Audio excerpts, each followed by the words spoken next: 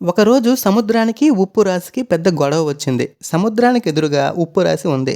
ఆ ఉప్పు రాశుల కోసం వ్యాపారులు వచ్చి అక్కడున్న వాళ్ళతో బేరమాడుతున్నారు. బాగా చీకటి పడింది.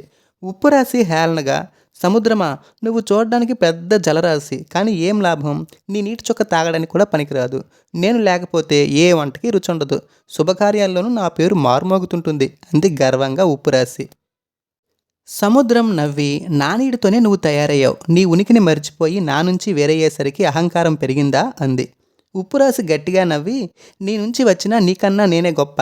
చెట్టు నుంచి వచ్చిన పండుని ఇష్టపడతారు కానీ చెట్టుని ఇష్టపడరుగా అంది. ఉప్పురాసి అతి తెలివి మాట తీరు చూసి సముద్రం ఆశ్చర్యపోయింది. ఎందుకు ఈ వాదన అని మౌనంగా ఉండిపోయింది. ఆ మౌనం చూసి ఉప్పిరాసి మరింతగా రెచ్చిపోయింది. నేను నిత్యం అందరికీ ఉపయోగపడుతున్నాను, నువ్వు దేనికి ఉపయోగపడవు. పైగా అమావాస్య పౌర్ణమికి అల్లకల్లోలంగా కనిపిస్తావు, అందరికీ భయం కలిగిస్తావు. నీకన్నా నేనే గొప్పదాన్ని అంది ఉప్పిరాసి. సముద్రానికి నవ్వొచ్చింది. బాగా ఆలోచించు. పూర్వం ఈ జనమంతా ఓడ, స్టీమర్ ఎక్కి నా మీదుగా ప్రయాణం చేసి పరాయి దేశం వెళ్ళేవారు.